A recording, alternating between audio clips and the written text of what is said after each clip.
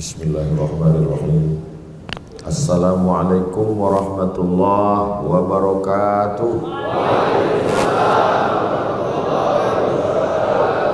Apa kabar semuanya? Sehat? Alhamdulillah. Allahumma salli ala sayyidina Muhammad ibni Abdillah wa ala alihi wa sahbihi wa man da'a bi da'watihi wa istanna bi sunnatihi ila yaumi liqa'i rabbih wa ba'du. Yang sama-sama kita hormati guru-guru kita, ustadz kita, sahibul fadilah al-mukarram al-ustadz Luqmanul Hakim, Ustadz Haruna Hashim, Ustadz Hendrianto, para asatiz yang tak dapat saya sebutkan, hadirin hadirat jamaah fardhu subuh, insyaallah kita semuanya dimuliakan Allah Subhanahu wa taala. Amin ya rabbal alamin. Subuh yang penuh berkah ini kita ngaji. Saya diminta untuk menjelaskan tentang Yahudi, Bani Israel dan Palestina.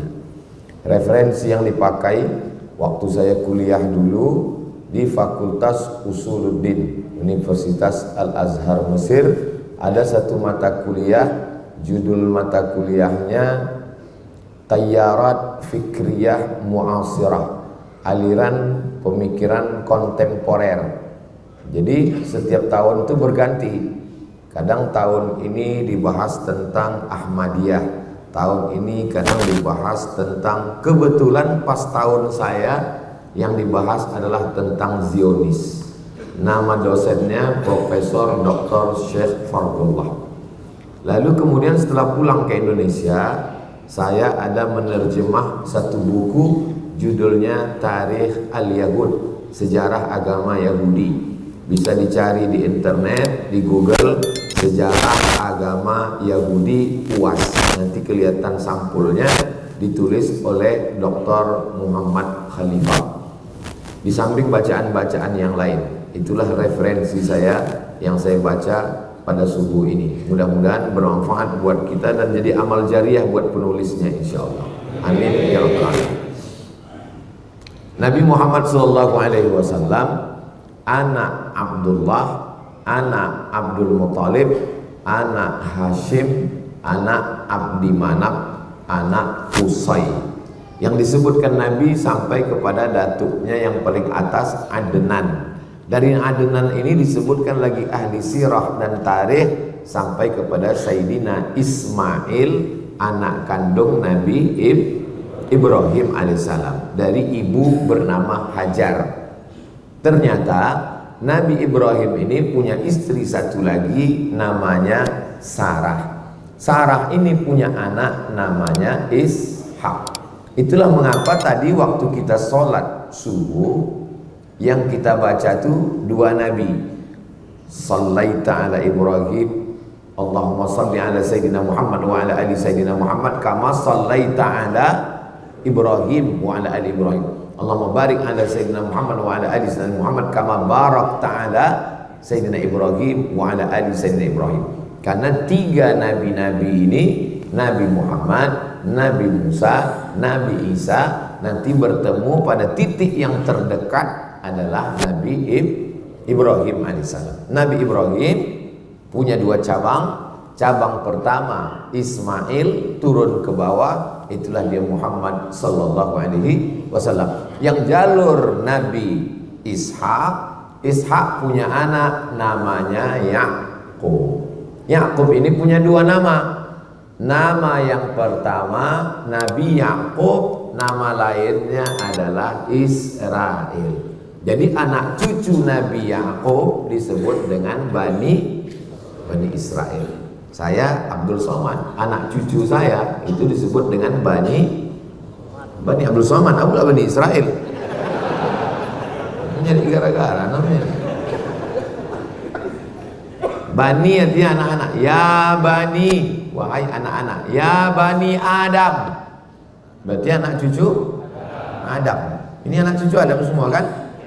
Kalau ada yang tak mengaku berarti anak cucu monyet. Kata Charles Darwin, bukan kata saya. Bani Israel, jadi maksudnya adalah anak cucu Israel. Isra artinya hamba, El Tuhan, Israel hamba Tuhan. Bahasa Arabnya Abdullah. Jadi Pak Ustadz, boleh saya kasih nama anak saya Israel? Boleh, riwayat hadis ada namanya Israel, ulama Ustadz. Tapi sekarang jangan, sedang genting ini. Takutnya tak semua orang ngaji, tak semua orang tahu. Nah, ini tentang Israel.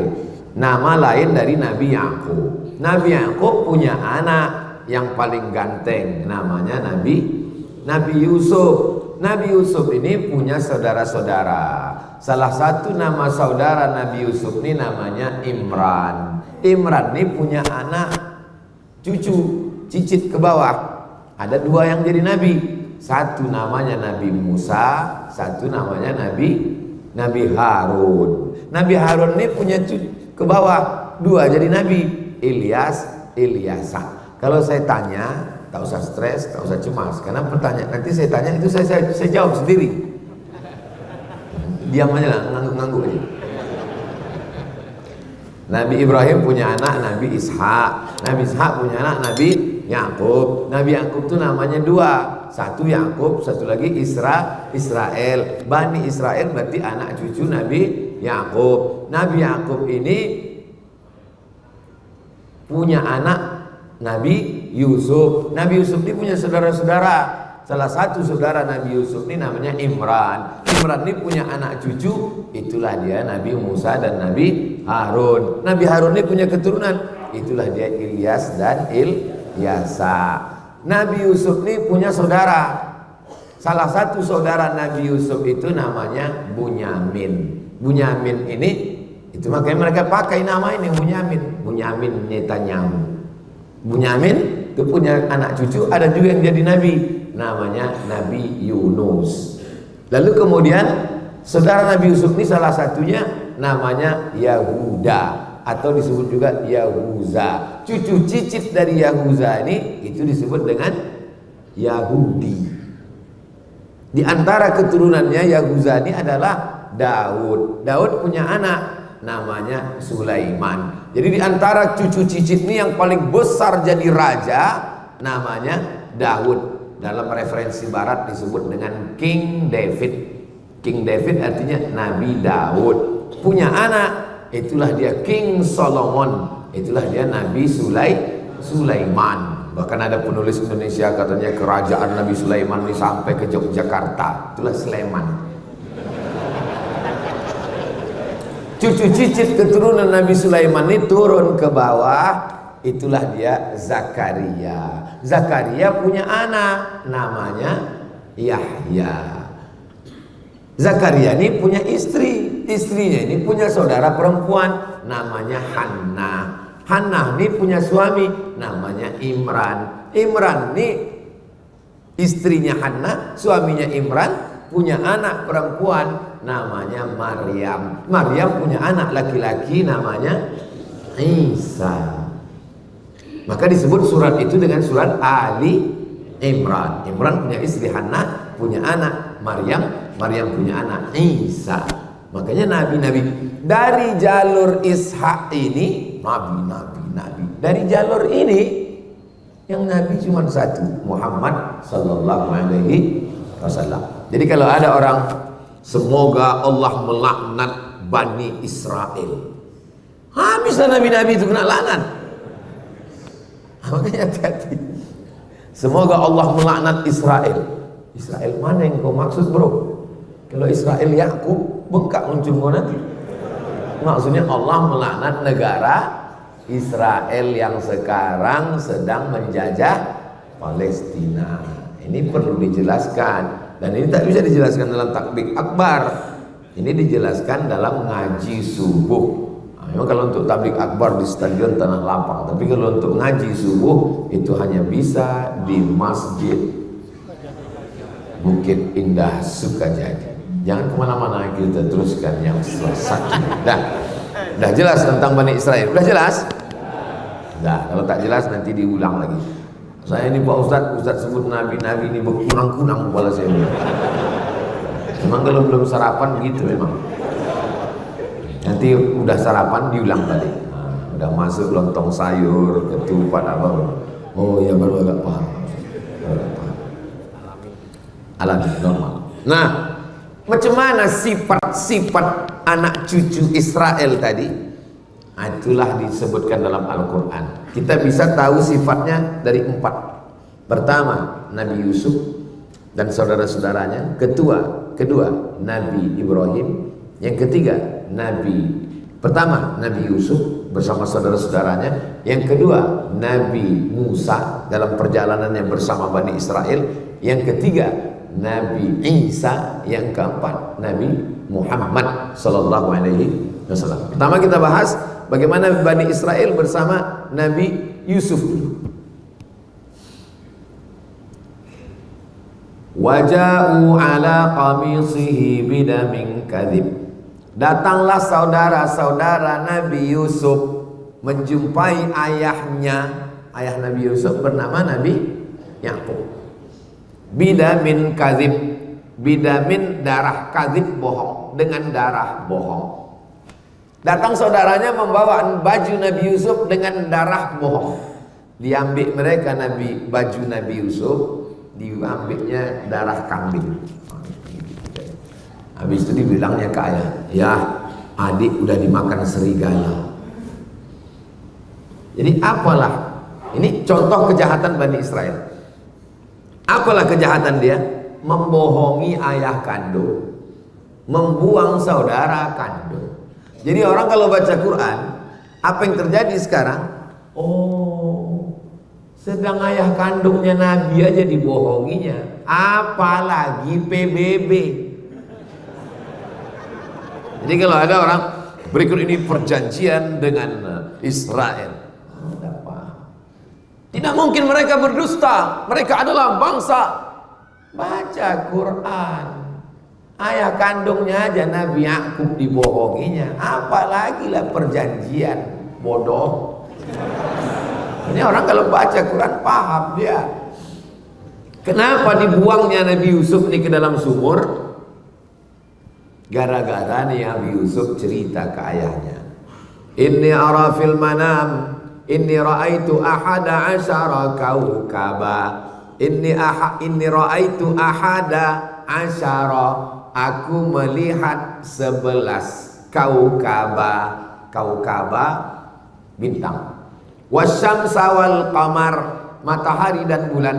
11 bintang, matahari dan bulan. Itulah yang dinyanyikan dulu dalam sebuah lagu nasyid. 11 bintang matahari bersujud padaku. Tak hafal saya itu. 11 bulan bintang dan matahari bersujud padaku. Ra'aituhum li sajidin, kulihat mereka bersujud kepadaku. Apa kata Nabi Yakub, ayah Nabi Yusuf?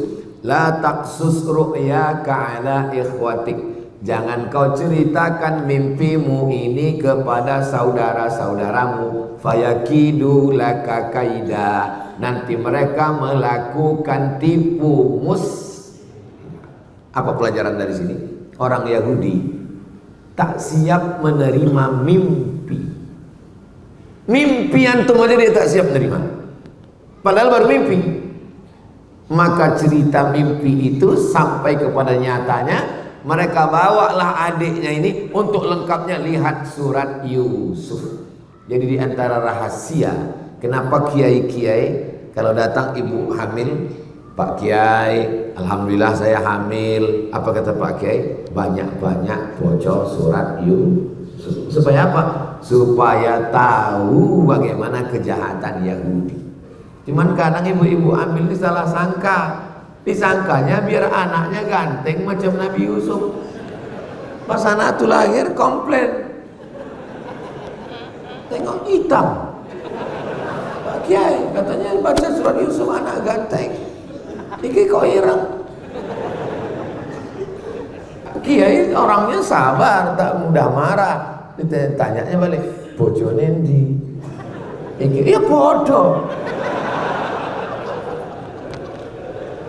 Jadi mereka dulu punya firasat yang luar biasa. Bagaimana anak-anak ini supaya imannya kuat seperti Nabi Yusuf melawan saudara sendiri. Kenapa mereka membunuh bangsa Arab? Padahal kalau dipertemukan ada pada satu nasab Nabi Ibrahim. Oh, saudaranya sendiri aja, Nabi lagi digitukannya, apalagi lah bangsa Palestina. Jadi orang kalau baca Quran, oh, itu jangan-jangan Israel itu.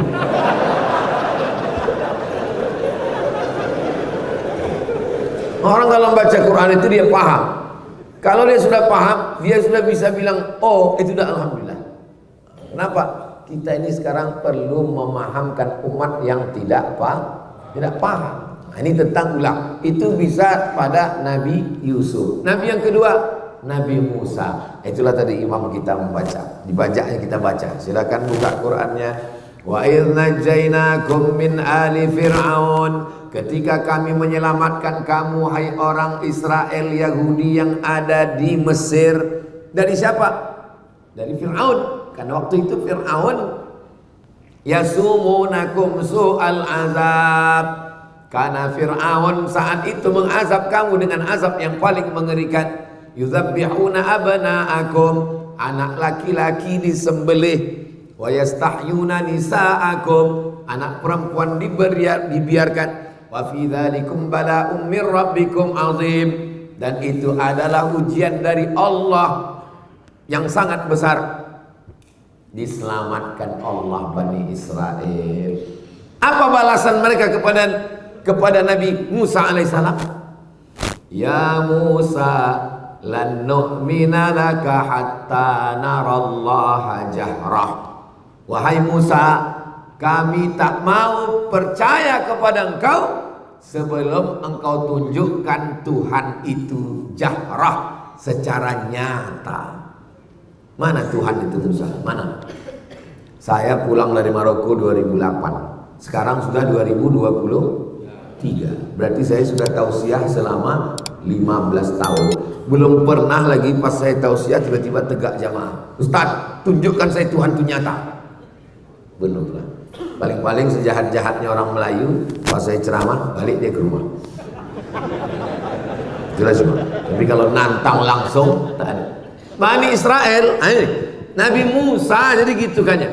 Lan nu'mina laka hatta narallaha jahra. Kami tak percaya kepada kau Musa sebelum kami melihat Tuhan itu secara nyata. Makanya saya tak pernah mengamuk kepada haters and buzzers yang menyerang di medsos. Mana pernah saya marah. Kenapa? Karena akunnya fake semua. Tidak jantan seperti Bani Israel. Bani Israel itu jantan, tegak berdiri. Apa somat? Belum pernah lagi. Kalau ada sini lah, musibah. Membaca perjalanan Nabi Musa bersama Bani Israel mendatangkan kesabaran bagi para dai. Tapi Nabi Musa tak meninggalkan mereka. Dibawa Nabi Musa dari Mesir ke Palestina. Jumlahnya 600.000 orang. Jadi jangan 2 kali jamaah haji Indonesia. Jadi yang kalian bayangkan Nabi Musa bawa nyebrang itu cuma 3 orang. Itu nyebrang jalan. 600.000 orang. Sampai di tengah. Apa balasan Allah untuk mereka? Wa dhallalna 'alaikumul ghamama. Kami datangkan awan dari atas. Itu kan ayat yang kita baca tadi. Wa dhallalna 'alaikumul ghamama. Panas Musa. Cuma Nabi Musa panas betul, tak ada pokok kayu. Doa Nabi Musa, diturunkan Allah awan. Wa dhallalna 'alaikumul ghamama, sejuk. Makan Nabi Musa, wa anzalna 'alaikumul manna wassalwa.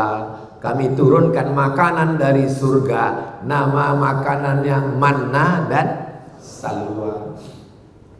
Sekarang banyak pula jamaah kasih nama anak manna wassalwa. Habis nih makan orang. Apa balasan orang Bani Israel Yahudi? Beda Yahudi sama Bani Israel Pak Ustaz. Anak cucu Israel Yakub disebut dengan Bani Israel. Anak cucu Yahuza disebut dengan Yahudi. Semua Yahudi Israel, tapi tidak semua Israel Yahudi. Umumnya Israel. Umumnya Israel. Tapi tidak semua Yahudi Israel. Maka mereka pakai nama yang umum, disebutlah negara itu dengan Israel untuk mencakup semuanya. Diturunkan awan biar supaya tak panas, dikasih manna wa salwa. Apa kata mereka kepada Nabi Musa?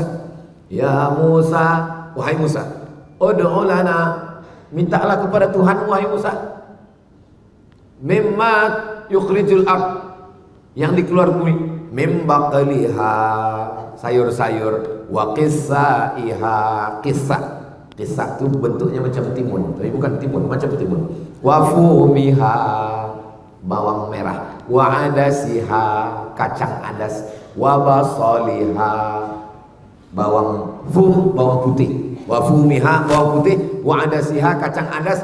Wa basaliha, bawang merah. Apa pelajaran dari sini? Misalnya saya nih pergi ke Kalimantan Barat, datang Ustaz Lukman, dikasihnya lah makanan. Taklah sanggup pula saya bilang, Ustaz Lukman ada kerupuk jengkol enggak? Kan segan kita kan. Sama Ustaz aja segan kita. Bani Israel nih ke Nabi pula sanggup dia gitu. Nah, Musa bisa tak bawang merah, bawang putih? Yang betul-betul apa maksudnya? Kurang ajar. Inilah otak-otak Yahudi, otak-otak Bani Israel. Minta bawang merah, minta bawang putih, minta ini. Apa kata Allah menegur mereka? Atastabdiluna alladzi huwa adna billadzi huwa khair. Kalian sudah dikasih makanan terbaik dari surga, kenapa pula kalian minta makanan adna yang kualitasnya rendah, tak ada apa-apanya? Begitulah perjalanan. Jadi berkawan sama Yahudi ini, Nabi Musa berkawan sama Yahudi ini waktu dari Mesir ke Palestina. Kalau bahasa Melayunya, diletak di belakang menando, diletak di depan menyipak. Suruh dia di depan, kita di belakang, sipaknya gitu. Kita di depan, dia di belakang, tanduknya kita. Jadi kalau ada kawan di Batam ini begini, nah ini otak-otak Yahudi. Mesti diganti otaknya dengan otak-otak. Lalu kemudian perjalanan pun berlanjut. Nabi Musa naik ke atas bukit Tursina. Kami naik ke atas bukit Tursina ini jam 12 malam. Sampai ke atas, salat subuh di atas. Banyak ketemu Yahudi. Gini ke matahari di atas. Ada sinagog di atas. Panjang umur sehat badan, nanti kita pergi ke Mesir, naik ke bukit Tursina di atas. Ongkos tanggung masing-masing. Apa yang dilakukan mereka? Mereka buat di bawah bukit Tursina itu patung lembu Samiri. Yang ditugaskan Nabi Musa di bawah Nabi Harun. Harun, aku mau naik ke atas, kau jaga di bawah ya. Turun ke bawah, terkejut Nabi Musa. Ittikhadhikumul ijla, kamu sudah menjadikan patung lembu, kamu sembah patung lembu. Fatubu ila barikum, bertobatlah kalian kepada Allah. Faqtulu anfusakum, bunuhlah diri kamu. Fataba alaikum, Allah menerima taubat kamu. Nabi Musa menarik jenggot Nabi Harun. Kenapa kau biarkan mereka menyembah patung anak lembu ini, wahai Harun? Apa kata Nabi Harun? Ya bena umma, wahai anak emakku. Ya bena umma, wahai anak emakku. Innal qauma stad'afuni, mereka menekan aku. Wa kadu yaqtulunani, mereka hampir membunuh aku. Nabi Harun mau dibunuh, Nabi Musa ke atas sebentar mereka lawan, dibuatkan pula patung anak lembu. Kalau bahasa kitanya dari sifat-sifat tadi apa? Satu kata, degil. Lalu kemudian perjalanan dilanjutkan. Nabi Musa tidak meninggalkan mereka, tetap melanjutkan perjalanan. Sampai di tengah perjalanan nampak kaum paganisme, penyembah berhala. Apa kata Nabi Musa? Itu tengok penyembah berhala. Menengok penyembah berhala itu apa kata Bani Israel? Ya Musa ij'al lana ilahan kama lahum alihah. Wahai Musa, buatkan kami Tuhan sebagaimana Tuhan mereka. Yang membaca Quran, untung tak saya banting Quran, na'udzubillah, saking geramnya tengok. Dimintanya buatkan kami patung Tuhan macam mereka. sebagaimana mereka punya Tuhan, buatkan kami Tuhan. Nabi Musa punya kesabaran yang luar biasa, tapi malang tak dapat ditolak. Nabi Musa tidak sampai ke Palestina, meninggal di gurun Sahara. Yang menyampaikan, membawa ke sana murid Nabi Isa, namanya Yusha bin Nun, yang dikenal nama Yusha, bahasa Arabnya Yusha, Joshua tulisan Inggrisnya. Bani Israel dengan Nabi Yusuf sudah, Bani Israel dengan Nabi Musa sudah. Sekarang bagaimana dengan perlakuan mereka kepada Nabi Isa? Surat Ali Imran. Iz qalat imra'atu, perlakuan Bani Israel terhadap Nabi Isa bisa dilihat dalam dua surat. Surat yang pertama atas nama ibu Nabi Isa, surat Maryam. Perlakuan yang kedua bisa dilihat dalam surat datuk Nabi Isa, Al-Fatihah, Al-Baqarah, Ali Imran. Iz qalat imra'atu Imran, ingatlah ketika istri Imran berkata, Rabbi inni nazartu laka ma fi batni, aku bernazar anak yang ada dalam perutku ini kalau lahir nanti akan aku jadikan dia muharrara. Arti muharrara, penjaga Baitul Maqdis. Ya Allah, kalau lahir anakku nanti aku jadikan dia penjaga Baitul Maqdis. Falamma wada'atha qalat rabbi inni wada'tuha unsa, ketika anak itu lahir ternyata anaknya unsa perempuan. Menjaga Baitul Maqdis mesti laki-laki, tak bisa perempuan. Wa inni samaituha Maryam, maka anak ini aku kasih nama Maryam. Wa inni u'idzuha bika wa dzurriyyataha minasyaitonir rajim, jagalah anak ini dan keturunannya dari godaan setan. Inni samaituha Maryam wa inni u'idzuha bika wa dzurriyyataha minasyaitonir rajim fataqabbalaha rabbuha biqabulin hasanin wa ambataha nabatan hasana fakaffalaha Zakaria. Anak itu diasuh oleh Zakaria karena Imran meninggal, Maryam anak yatim dijaga oleh Zakaria. Diletakkan satu tempat namanya mihrab. Kullama dakhala 'alaiha Zakaria al-mihrab, setiap kali Zakaria masuk ke dalam mihrab, wajada indaha rizqa, ditengoknya banyak buah-buahan, makanan. Musim dingin, musim panas ada makanan khusus. Nabi Zakaria heran, ya Maryamu anna laki hadza, wahai Maryam, dari mana kau dapat makanan ini? Qalat, Maryam berkata, innallaha yarzuqu man yasha'u bighairi hisab. Allah kalau sudah mau memberi rezeki, tak ada yang bisa menduga-duganya. Ini datang dari Allah. Allah sudah mengkhususkan Maryam dari sejak dalam kandungan ibunya. Lalu kemudian Allah kirim malaikat Jibril. Arsalna ilaiha ruhana, kami kirimkan malaikat Jibril kepada Maryam. Fatamatsala laha basharan sawiyya, dia dalam bentuk basharan, manusia, sawiyya, yang sempurna, ganteng. Macam mana anak muda yang di Batam ini.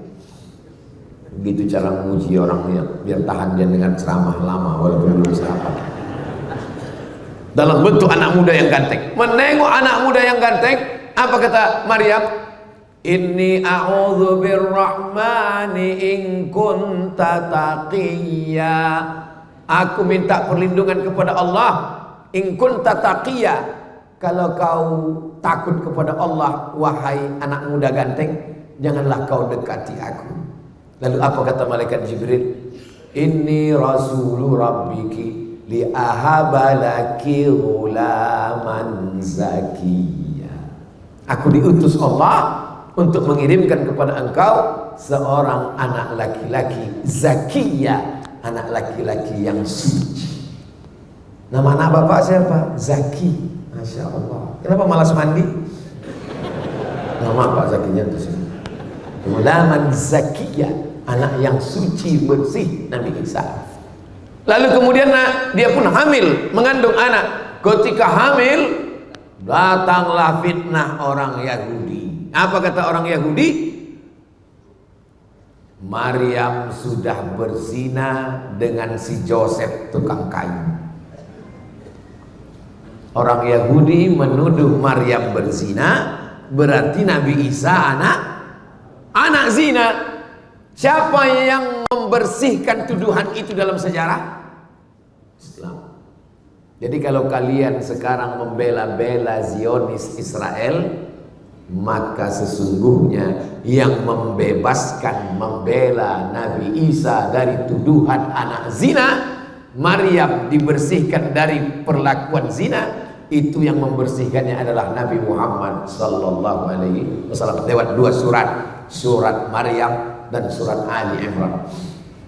Seandainya Quran itu buatan Nabi Muhammad, pasti dibuatnya surat Fatimah, surat Aminah, surat Khadijah, surat Aisyah, surat Abdul Muttalib. Tak ada nama surat datuknya, tak ada nama surat ibunya. Yang ada nama surat ibunya Nabi Isa dan datuknya Nabi Isa. Itu menunjukkan kedatangan dia adalah utusan Allah untuk membersihkan tuduhan-tuduhan. Apa kata Yahudi menuduh Maryam? Maka abuki mara'a sau'in, ayahmu bukan penjahat. Wa makanat ummuki baghiya, ibumu bukan baghiya WTS. Maryam, kenapa kau bisa hamil tak punya suami? Ayahmu bukan preman tengik penjahat, ibumu bukan WTS. Kenapa kau bisa hamil tanpa suami? Nah, Maryam diam. Wa asyarat ilaih, dia hanya menunjuk bayinya Isa yang baru lahir, ditunjuknya gitu. Ini bukti kalau Yahudi ngomong ngejek kita, maka jawabannya adalah di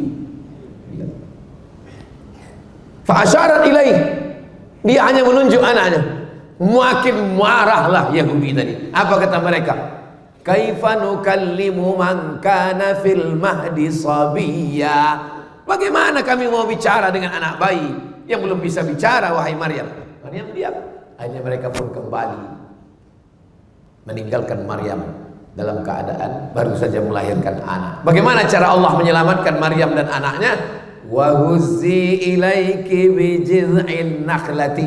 Wahai Maryam, goncangkan pundakmu ke pangkal pokok kurma, tusaqit alaiki rutaban janiyya, akan gugur buah kurma. Itulah maka anak kecil yang baru lahir dikasih kurma.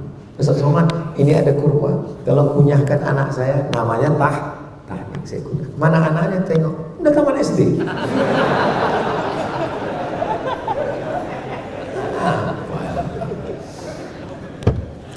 Nah, sampai mana tadi? Itu lupa pula gara-gara anak SD minta Tahnik tadi.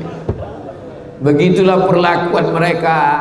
Nabi Isa ini berdakwah Nabi Isa, jumpalah sama Yahudi. Kata Nabi Isa, dibawa Nabi Isa ikan yang udah mati. Kata Nabi Isa, kenapa ikan ini, kata Nabi Isa, ikan asin, kenapa ikan ini busuk? Kata Yahudi, ya ikan kalau sudah naik ke atas busuk lah. Kata Nabi Isa, ikan ini bukan busuk, tapi karena garamnya sudah tak asin lagi. Karena ikan walaupun mati, kalau dikasih garam bisa busuk? Tidak. Jadi ikan asin. Maksud Nabi Isa menyindir mereka. Kenapa Bani Israel ini rusak? Karena garamnya sudah tak asin lagi. Yang dimaksud dengan garamnya itu adalah ulama. Karena ulamanya tak baik, maka ikan busuk. Jadi kalau nampak umat ini mulai mengalami pembusukan, seperti ucapan Nabi Isa, karena garamnya sudah tak asin lagi. Mudah-mudahan garam kita tetap asin, insyaallah. Pakailah garam beriodium. Tersinggung mereka, marah dengan Nabi Isa. Itu asal muasal mereka sakit hati dengan Nabi Isa. Lalu kemudian mereka ada kurban. Kurban mereka pakai burung merpati. Kurbannya tidak pakai lembu, pakai sapi, pakai kerbau, pakai burung merpati. Pendeta-pendeta Yahudi ini beternak burung merpati, dibuatnya kurban setahun 2 kali. Biar supaya apa? Biar bisa jualan bulu merpati. Marah Nabi Isa kritik. Apa ini kalian bisniskan ini? Kalian jadikan agama ini sebagai materi uang. Akhirnya mereka marah, tersinggung dengan Nabi Isa, bersekongkollah orang Yahudi dengan penguasa Romawi, mencari murid Nabi Isa untuk menunjukkan mana persembunyian Nabi Isa. Murid-murid Nabi Isa solid. Wa idh qala Isa ibn Maryam lil hawariyin, ketika Nabi Isa berkata kepada murid-muridnya hawariyin, man ansari ilallah, siapa yang akan menolong aku menegakkan agama Allah? Qala al hawariyun, murid Nabi Isa berkata, nahnu ansarullah, kami akan menolong. Tapi rupanya di antara murid ini ada satu pengkhianat, namanya Yudas Iskariot.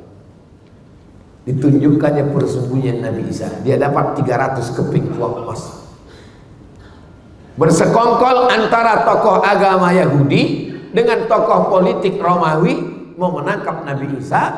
Pengkhianat 3. Pengkhianat politik Romawi, tokoh agama Yahudi berkoalisi 3 untuk menangkap Nabi Isa alaihissalam. Turun mukjizat. Wa ma qataluhu, mereka tak berhasil membunuh Nabi Isa. Wa ma salabuhu, mereka tak berhasil menyalib Nabi Isa. Walakin syubbiha lahum, ada satu orang laki-laki yang diserupakan wajahnya. Itulah yang murid pengkhianat, namanya Yudas Iskariot. Makanya jangan jadi pengkhianat, nanti kau kena salib. Lalu di mana Nabi Isa? Barrafa'ahullah, dia diangkat oleh Allah Subhanahu wa taala. Menurut Ahlus Sunnah wal Jamaah, sebelum hari kiamat dia akan turun sekali lagi, bukan membawa agama yang baru, tapi mengikut syariat Nabi Muhammad sallallahu alaihi wasallam. Maka di antara tanda-tanda kiamat kubra adalah turunnya Nabi Isa, turunnya Al-Mahdi, turunnya Nabi Isa, turunnya Dajjal. Maka itu semua adalah di antara tanda kiamat kubra. Ini tentang perlakuan mereka kepada Nabi Yusuf sudah, kepada Nabi Musa sudah, kepada Nabi Isa sudah, sekarang kepada Nabi Muhammad sallallahu alaihi. Datanglah Abu Thalib membawa Nabi Muhammad berdagang. Panas, nampak mereka ada satu rumah gereja tua, bernaung mereka di bawah atapnya. Tak lama keluar pendeta dari dalam. Nama pendeta itu Bahira. Bahira tak pernah keluar. Makanan dikirim, pakaiannya dicucikan orang, karena dia di dalam tempat ibadah saja. Tapi hari itu dia keluar, ditengoknya. Dia bertanya ke Abu Thalib, man hadza? Siapa ini? Apa itu? Habis waktu. Man hadza? Siapa ini? Kata Abu Thalib, ibni, ini anakku. Kata Bahira, kalau betul kitab yang kubaca, anak ini anak yatim. Ayahnya sudah meninggal ketika dia dalam perut ibunya 2 bulan. Tersenyum Abu Thalib, ini memang bukan anakku, ini anak saudara. Dan kita memang biasa, saya bawa ponakan saya, ditanya orang, ini anak Ustaz? Iya anak saya. Apakah saya bohong? Tidak, karena keponakan itu sudah macam anak. Abu Thalib terkejut. Dari mana kau tahu ini bukan anakku? Karena dalam kitab suci kami disebutkan bahwa Nabi akhir zaman, anak yatim, ayahnya sudah meninggal ketika dia 2 bulan dalam perut ibunya. Dan ada 2 tanda lagi. Ku tengok dari tadi ada awan yang menaungi dia sehingga dia tak kepanasan. Dan kulihat pokok kayu dan batu bersimpul sujud kepadanya. Jangan bawa dia ke Syam, karena di sana banyak Yahudi. Aku khawatir mereka akan membunuh dia nanti. Loh, kenapa dibunuhnya? Karena Nabi terakhir yang mereka tunggu-tunggu itu, menurut mereka dari keturunan Ishak. Ternyata ini dari keturunan jelas. Falamma ja'ahum ma'arafu kafaru bih. Ketika sudah datang Nabi yang mereka kenal, mereka justru ingkar kepadanya. Kenapa mereka ingkar padahal mereka sudah kenal? Karena mereka menyangka yang datang itu keturunan Ibrahim dari jalur Ishak. Ternyata yang datang itu dari jalur keturunan Berbahagialah orang Indonesia yang tidak pernah mensyaratkan nabinya mesti keturunan orang Melayu. Ketika Nabi datang, Tak ada satupun orang Melayu mensyaratkan Nabi mesti pakai tanja. Tak ada orang Batak yang minta supaya Nabi itu, seandainya mereka di Sumatera Utara, saya tak mau beriman kepada Nabi Muhammad karena dia orang Arab, saya mau Nabi itu pakai marga Muhammad Nasution, Muhammad Siregar. Semuanya bersyahadat asyhadu an la ilaha illallah wa asyhadu anna Muhammadan Rasulullah. Yahudi tak mau menerima, walaupun ada beberapa yang menerima di Madinah. Ada namanya Husain, ditengoknya Nabi Muhammad bersyahadat dia. Yahudi pertama yang bersyahadat ketika Nabi sampai ke Madinah namanya Husain. Dirubah Nabi namanya Abdullah bin Salam. Ada seorang anak gadis namanya Sofia. Siapa nama anak kamu? Sofia. Sofia artinya bening. Anak kau siapa namanya? Sofia. Tengok buku. Maaf Sofia itu semua. Mimpi Sofia ini suatu malam. Dia Yahudi. Sofia ini Yahudi. Yahudi Madinah. Di Madinah itu ada Yahudi Pak Ustaz. 4 Yahudi Madinah. Yahudi Bani Nadir, Yahudi Bani Quraizah, Yahudi Qainuqa, Yahudi Khaybar. Di Madinah, Nabi bertetangga dengan orang Yahudi. Salah satu anak perempuan Yahudi ini namanya Sofia. Malam itu mimpi dia memangku bulan. Turun bulan itu di pangkunya. Diceritakannya ke ayahnya. Nama ayahnya Huyai, nama atuknya Akhtab. Sofia binti Huyai bin Akhtab. Ya. Malam tadi ku tengok bulan turun, duduk di pangkuan, ditempeleng ayahnya. Keluar darah muncul dari mulut. Karena orang Yahudi tahu bahwa yang dimaksud dengan bulan itu adalah Muhammad SAW. Bulan purnama Badar, itulah Nabi Muhammad. Makanya kalau Nabi datang kita sambut dengan Tala'al Badru alaina. Orang Yahudi pun tahu bahwa bulan purnama itu adalah Nabi Muhammad SAW. Ditempelengnya anaknya karena dia takut anaknya ini menikah. Takdir tak bisa ditolak. Akhirnya Nabi tetap menikah. Maka istri Nabi salah satunya adalah orang Yahudi, namanya Sofia binti Huyai bin Akhtab. Nabi diundang oleh orang Yahudi. Nabi datang. Kira-kira kita kalau diundang Yahudi datang atau tak datang? Apa pula kalian datang? Nabi datang karena statusnya waktu itu dia berkuasa, dia kuat. Tapi kalau kita lemah datang, berarti kita mengakui kekuatan mereka. Hati-hati, jangan berdalil dengan perbuatan Nabi. Tengok dulu konteksnya. Datang Nabi ke Khaybar, ditanya mereka, apa makanan kesukaan? Kata Nabi, kesukaan saya kaki kambing bagian depan. Kita biasanya kalau tamu kita tanya, mau kita suguhkan makanan kesukaannya. Rupanya ditanamkan mereka racun paling banyak di kaki kambing bagian depan. Mau mereka bunuh Nabi Muhammad SAW. Begitu sampai makanan itu masuk ke mulut Nabi, langsung Jibril kasih tahu, sempat ada setetes masuk ke dalam. Hikmahnya Nabi meninggal sebagai syahid, mati syahid. Tapi sisanya dimuntahkan Nabi. Sahabat Nabi sebelah yang makan tak sempat kasih tahu, makan masuk ke dalam, meninggal. Ditangkap perempuan yang Yahudi yang membagi racun itu. Kenapa kau racun Muhammad? Apa jawab dia? Aku mau ngetes dia Nabi asli atau Nabi palsu. Emanglah otak-otak yang Nabi memaafkan, tapi saudara keluarga yang terbunuh tadi tidak memaafkan, maka berlaku hukum qisas dalam Islam. Yahudi pengkhianat, mereka mengkhianati perjanjian, berkoalisi dengan orang kafir Makkah untuk memerangi Nabi. 3 yang berkoalisi. Pertama orang munafik, yang kedua orang Yahudi, yang ketiga orang musyrik Makkah. Padahal sudah ada perjanjian piagam Madinah supaya kita sama-sama jaga Madinah ya. Ya, berkoalisi dengan orang Makkah menyerang Nabi. Perang koalisi itu disebut dengan perang Ahzab. Perang Ahzab. Strateginya gali parit. Yang punya strategi namanya Salman Al-Farisi. Kata Salman, kita gali parit. Maka perang itu disebut dengan perang parit, perang Khandaq, supaya kuda tak bisa melompati parit. Disebut dengan perang Ahzab. Karena perang koalisi partai-partai, partai musyrik, partai munafik, partai Yahudi untuk menyerang Nabi Muhammad SAW. Akhirnya mereka terusir dari kota Al-Madinah Al-Munawwarah. Makanya ketika presiden pertama Israel berdiri, apa kata dia? Ditariknya nafasnya. Aku mencium bau kakekku di Madinah. Apa maksud dia? Nanti kalau Israel berkuasa, dia akan mengambil kota Madinah.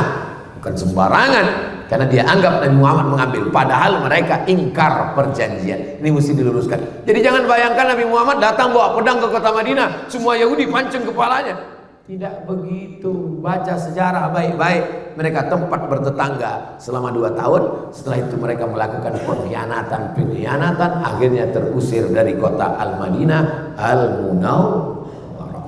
Falamma ja'ahum ma'arafu kafarubi. Ketika Nabi yang sudah mereka kenal itu datang, mereka ingkar. Dan mereka itu kalau datang Nabi tak sesuai dengan keinginan mereka, fariqan kadzabtum wa fariqan taqtulun. Sebagiannya kamu dustakan dan sebagiannya kamu bunuh. Percobaan pembunuhan mereka lakukan kepada Nabi beberapa kali. Mereka curi rambut Nabi. Rambut Nabi dicuri. Mereka simpul dalam 11 simpul tali. Mereka masukkan ke dalam sumur, mereka sihir. Karena Yahudi di antara hobinya adalah sihir. Jadi kalau ada orang di Batam nih suka sihir, berdukun-dukun, itu ada otak-otak Yahudi sih. Maka turunlah 11 ayat untuk membuka 11 simpul tali.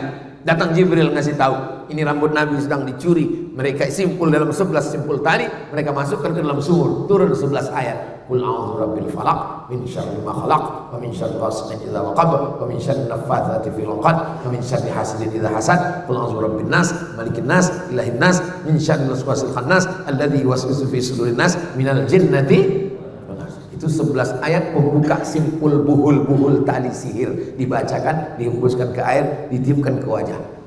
Oh, Pak Ustadz, kemarin waktu saya bacakan 11 ayat itu malah ketawa yang disihir itu. Gitu. Masa setan ngusir setan gitu. Rupanya bukan salah ayatnya, salah yang baca. Yang baca itu ulahnya cuma setan juga. Lalu kemudian bagaimana perlakuan mereka sampai akhirnya begitulah perlakuan Yahudi kepada Nabi Yusuf, Nabi Musa, Nabi Isa, Nabi Muhammad sallallahu alaihi wasallam. Yang punya senjata dipakainya memerangi Nabi. Yang punya sihir dipakainya menyihir Nabi. Yang punya racun dipakainya meracun Nabi. Yang punya bibir dipakainya mengejek Nabi. Kalau orang Islam jumpa Nabi, Assalamualaikum. Orang Yahudi kalau jumpa Nabi, Assalamualaikum. Mirip. Assalamualaikum. Selamat untukmu. Assalamualaikum. Matilah kau. Suka mempleset-plesetkan. Jadi siapa yang suka mempleset-plesetkan nih? Ada otak-otak Yahudi sekitar. Nah, lalu kemudian mereka pun terusir, tak punya negeri. Kenapa? Karena tak ada yang suka akibat dari perbuatannya. Sampai akhirnya pada akhir 1800-an ada satu tokohnya namanya Theodor Herzl. Theodor Herzl, tokoh Yahudi, ingin membuat sebuah negara.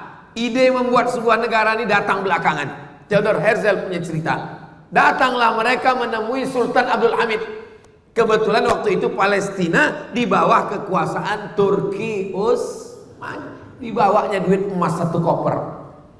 Wahai Sultan Abdul Hamid, kami minta membuat negara di Palestina. Apa kata Sultan Abdul Hamid? Yang diperjuangkan dengan darah tidak akan dijual dengan emas. Sakit hati mereka dengan ucapan itu. Akhirnya mereka tumbangkan Sultan Abdul Hamid. Maka habislah Turki Utsmani pada tahun 1924. Tak ada lagi penjaga Turki. 1924. Itulah maka mereka bisa masuk ke Palestina tahun 1946. Kenapa bisa masuk? Karena lemahnya kekuasaan umat Islam. Siapa yang mengasih mereka masuk ke dalam? Karena waktu itu Palestina dijajah Inggris. Inggrislah dosanya yang paling besar memasukkan Israel ke Palestina. Kalau mau tahu cerita siapa negara yang paling besar dosanya? Inggris, karena dia menjajah Palestina dan dikasihnya tiket masuk Israel berdatangan beramai-ramai. Kenapa mereka datang ramai-ramai ke Palestina? Kata Syekh Fargallah, mereka menunggu Melek Mesyah. Melek bahasa Arabnya Malik, Mesyah juru selamat. Mereka menunggu raja juru selamat terakhir. Mereka bermimpi akan punya raja, akan punya kerajaan, punya raja. Syarat rajanya itu turun, mesti ada 5 syarat. Syarat yang pertama, semua Yahudi di dunia datang kembali ke Palestina. Maka mereka pun datang, yang dari Amerika datang, yang dari Eropa datang, yang dari Maroko datang, yang dari Andalusia datang, yang dari Rusia datang, semuanya kembali. Sekarang sudah berkumpul 5 juta orang Yahudi di Palestina, membuat negara bernama Zionis. Zionis dari satu bukit, nama bukitnya Bukit Sion, atau disebut juga dengan Zion. Maka mereka sebut negara itu adalah negara Israel, didirikan oleh kelompok Zionis Israel. Kenapa mereka buat negara itu? Karena syarat menurut mereka akan turun raja yang mereka nantikan itu kalau ada 5 terwujud. Pertama, orang Yahudi mesti ramai-ramai pulang. Sudah pulang atau belum? Sudah, sejak 1946 buat negara 1948. Sekarang Palestina menjadi minoritas, dan menurut Google Map tak ada lagi Palestina, yang ada hanya Israel. 2, sakit hati mereka yang paling besar adalah kepada Babel, karena bangsa yang paling banyak menyiksa mereka, lebih dahsyat daripada Fir'aun, adalah Babel. Babel itu maksudnya Babilonia. Babilonia itu Irak, bukan Bangka Belitung. Maka setiap penguasa mereka pasti menghajar, menghantam Babel, Irak. Karena menurut mereka setiap penguasa mereka mesti menghantam Irak, karena syarat untuk membalaskan sakit hati raja-raja mereka. Kalau mau raja terakhir itu turun, maka hantamlah Irak. Itulah mengapa Irak babak belur terus. Tapi yang menghantam Irak kan Amerika, Pak Ustaz, bukan Israel. Atas perintah Israel. Loh, bukannya Israel negara kecil, Amerika negara besar. Presiden Amerika tidak akan terpilih kecuali persetujuan dari Israel garis kanan. Dan menteri-menteri itu adalah sebagian besar Madeleine Albright, Yahudi, yang merusak melalui film, Yahudi. Nah, ini semua Yahudi. Lalu kemudian yang paling kaya, orang-orang kayanya Yahudi. Tapi kita tak bisa salahkan orang kaya, ya dia kaya, salah kita lah kenapa pakai miskin, susah. Salah ini Jepang menjajah kita. Jepang salah, tapi kita lebih salah. Kenapa kita mau miskin, susah, mau dijajah? Nah, jadi kita mesti bangkitkan semangat. Yang pertama, syarat rajanya turun, Yahudi mesti balik ke Palestina. Syarat yang kedua, Irak mesti dibantai. Maka Irak itu babak belur terus sampai serangan yang terakhir. Sampai hari ini Irak lemah. Yang kedua, jadi kata dia, rajanya itu di atas, Mesyah yang dia sebut itu raja di atas, mau turun ke bawah kalau ditengoknya bawah itu hijau. Dia mau ditengok hijau. Itulah maka mereka menggerakkan penghijauan, menanam tanaman sebanyak-banyaknya, dan tanaman yang ditanam itu adalah syajaratul gharqad. Namanya pohon gharqad. Subhanallah, masya Allah, tabarakallah, Allahu akbar. Allahu akbar. Kenapa Allahu akbar? Karena dalam hadis Nabi dikatakan, nanti ketika kamu berperang dengan Yahudi, sampai batu-batu berkata, ya Muslim, hadza Yahudi khalfi. Wahai Muslim, ini di belakangku ada orang Yahudi. Faktulhu, bunuh dia. Satu-satunya yang membela Yahudi kata Nabi cuma satu. Apa itu? Pohon warqat. Dan pohon warqat itu sedang mereka tanam sekarang.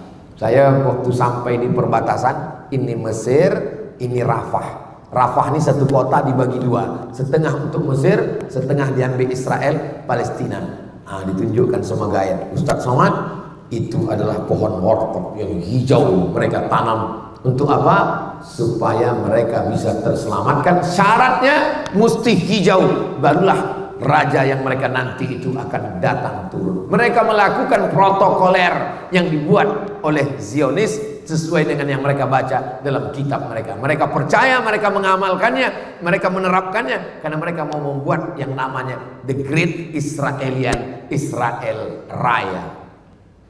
4. Apa lagi mesti mereka lakukan?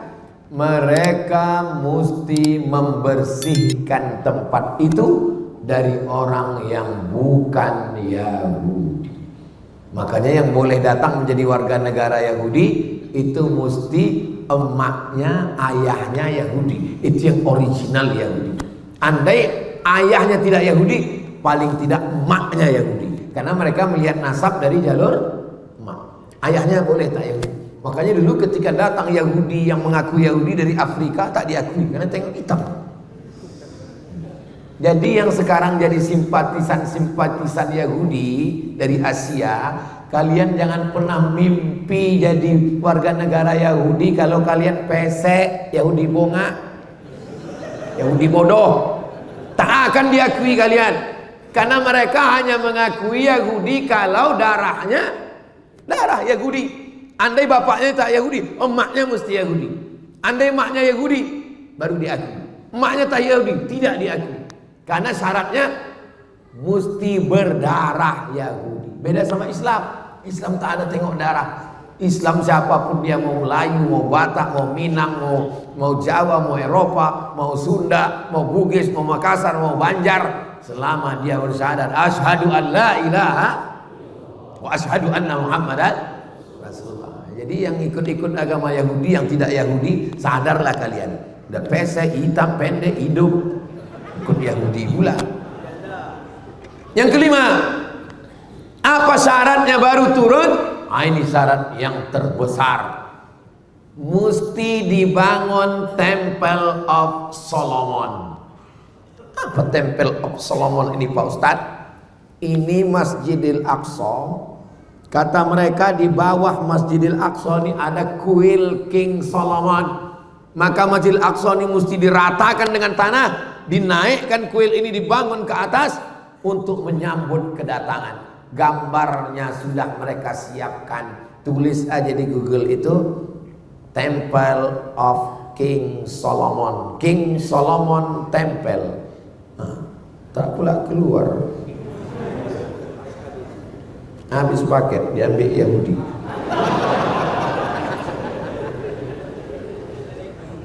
Habis itu pilih image. Itu dia bentuknya. Sudah disiapkan mereka. Architectural model of the Temple of King Solomon akan dibangun di atas Masjidil Aqsa. Maka keliling Masjidil Aqsa itu sudah digali mereka terowongan sampai pada masanya nanti bom hancur, barulah mereka bangun tegak. Lalu pun mereka menantikan, wahai turunlah. Mereka tak turun karena memang tidak ada. Mereka membangun negara mereka berdasarkan mitos. Siapa yang mengatakan gitu? Roger Jarudi. Roger Jarudi tidak Islam, orang Prancis, benci pada Islam. Allah kasih hidayah, masuk Islam. Ditulisnya buku Israel membangun negara berdasarkan mitos, ditangkap oleh negara Prancis. Begitulah mereka. Bagaimana simbol logo negara Yahudi Israel? Bendera Israel. Gimana bendera Israel nih Pak Ustaz? Bendera Israel. Macam mana bentuk benderanya? Pilih image. Benderanya adalah biru di atas, biru di bawah, di tengah bintang segi 6. Ini bukan main-main, ini simbol. Apa makna biru di atas? Sungai Nil. Apa makna biru di bawah? Sungai Efrat. Di mana Sungai Nil? Afrika Utara, Irak. Di mana Sungai Efrat? Irak. Asia. Mereka membuat negara besar yang perbatasannya antara dua sungai, antara Sungai Nil dengan Sungai Efrat. Lalu apa makna bintang segi 6? Bintang segi 6 ini simbol kerajaan King David menurut versi mereka. Nah, jadi jangan latah nanti di mobil buat bintang segi 6, tato buat bintang segi 6, pas taubat tik tik tik tik ngilang. Saudara yang dimuliakan Allah Subhanahu wa taala, mereka punya cita-cita, mereka punya misi dalam hidup.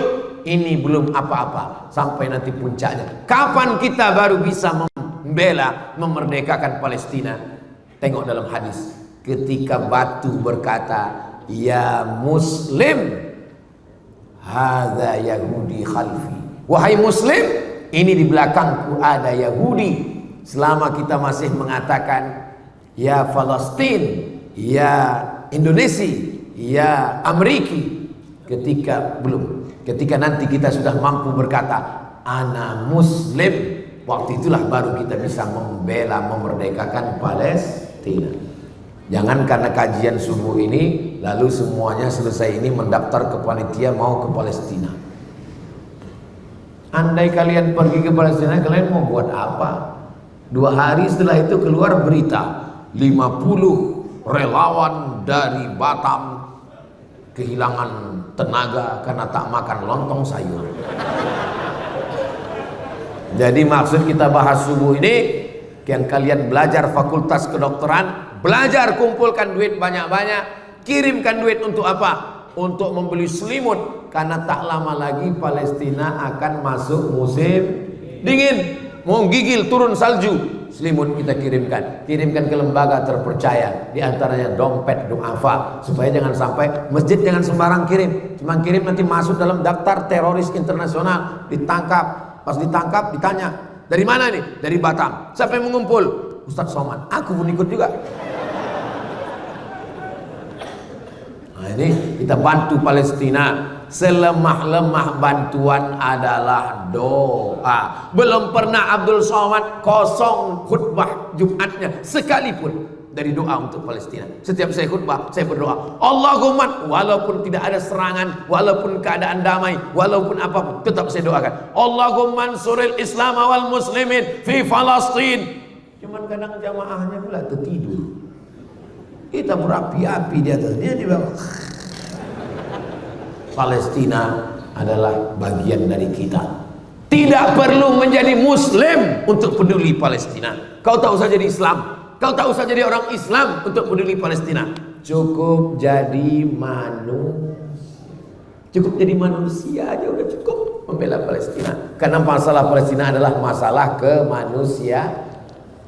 Gereja dia bantai, meninggal saudara-saudara kita Kristen Ortodok yang ada di Palestina. Maka ini semua adalah tanggung jawab kita. Apalagi sebagai bangsa Indonesia, karena di pembukaan Undang-Undang Dasar 1945, kemerdekaan adalah hak segala bangsa. Penjajahan di atas dunia harus dihapuskan karena tidak sesuai dengan pri kemanusiaan dan pri keadilan. Saya bangga karena anak-anak muda masih hafal lagi preambul pembukaan Undang-Undang Dasar 45. Ustaz Somad kok tahu? Aku tukang bacanya tiap hari Senin di sekolah. Saudara yang dimuliakan Allah Subhanahu wa taala, ketika Indonesia, Bung Karno Hatta memproklamirkan kemerdekaan Indonesia yang bertanah air satu, tanah air Indonesia, presiden pertama yang mendukung kemerdekaan Indonesia adalah Presiden Gamal Abdul Nasir dari Mesir. Mufti pertama yang mendukung kemerdekaan Indonesia adalah Mufti Amin Al-Husaini dari Palestina. Negara pertama yang mengakui kita merdeka adalah Mesir dan Palestina. Sekarang apa yang kita lakukan untuk Palestina? Hai para tentara yang gagah, hai para penguasa, dengan tombol nuklirmu, dengan baju besimu, kau akan diminta tanggung jawab di hadapan Allah Subhanahu wa taala. Allahu Akbar. Salahuddin Al-Ayyubi, panglima perang, dia nanti kalau berhadapan dengan Allah, hai Salahuddin, kau tentara, apa yang kau lakukan? Salahuddin gagah menjawab, aku dengan baju besiku sudah memerdekakan Palestina. Sekarang yang gagah-gagah, yang jenderal-jenderal, siap-siap kalian diminta tanggung jawab di hadapan Allah Subhanahu wa taala. Saya kalau ditanya, Abdul Somad, aku tak tentara. Jangankan mobil tank, jangankan pistol besi, pistol air pun ada hidup lagi. Tapi aku punya suara. Aku sudah menyuarakan tentara-tentara, penguasa-penguasa yang nanti diminta tanggung jawab di hadapan Allah. Kenapa kalian tidak mengirimkan pasukan ke Palestina? Mereka menjawab, karena Ustadz tidak pernah menceramahkan. Aku ditanya, Abdul Somad, sudah menceramahkan di Batam. Apakah kalian bersaksi semuanya? Allahumma ballaghtu, ya Allah sudah kusampaikan. Allahumma fashhad, saksikan ya Allah. Sehingga tidak ada satupun jenderal, penguasa, tentara yang nanti bisa berdalih di hadapan Allah Subhanahu wa taala. Karena aku sudah menyampaikan, aku sudah lepas tanggung jawab. Allahu Akbar. Ini Ustadz semangat nih karena Palestina atau karena lapar? Bercampurlah dua-duanya. Kita sudah bahas Palestina ini dari awal sampai akhir. Pembahasan Palestina biasanya saya comot sikit-sikit dalam tabligh akbar. Pembahasan Palestina yang paling lengkap dari awal sampai akhir itu hanya ada pembahasannya di Masjid Bukit Indah Sukajadi Batam. Tonton, share, subscribe, like, share, and comment. Adik-adik, potong video ini pendek-pendek. Ketika saya cerita tentang mereka akan menghancurkan Masjidil Aqsa dan mereka akan mengembalikan Temple of King Solomon. Kalian pondong petek satu menit, baru kalian tampilkan ceramahnya, baru kalian tampilkan inilah dia Temple of King Solomon. Baru kalian wajari pula, kalian pandai lah kalian buat begitu kan, pandai lagi kan. Share bagikan. Ketika saya bercerita tentang mereka berkeyakinan bahwa mereka akan berkuasa, batas negaranya adalah biru di atas, biru di bawah. Biru di atas adalah sungai Nil, biru di bawah adalah sungai Efrat. Mereka ingin mendirikan the Great Israelian. Akan potong di 1 menit, akan tampilkan bendera Israel. Inilah dia yang akan menjadi kuasa. Bisa tak bisa? Kalau tak bisa aku buat nanti. Itulah yang dapat saya sampaikan pada subuh yang penuh berkah ini. Mudah-mudahan bermanfaat untuk kita dan saudara kita semuanya, insyaallah. Aku qouli hadza astaghfirullah li wa lakum. Di akhir majlis mari kita sama berdoa kepada Allah. Mudah-mudahan Allah senantiasa menolong kita supaya istiqomah. Berapa banyak orang mengejek, kita tak peduli, karena kita hanya takut kepada Allah. Kita akan diminta tanggung jawab di hadapan Allah. Apa kontribusi kita untuk saudara kita di Palestina? Al hadhihi niyah wa kulli niyatin shalihah. Al-Fatihah.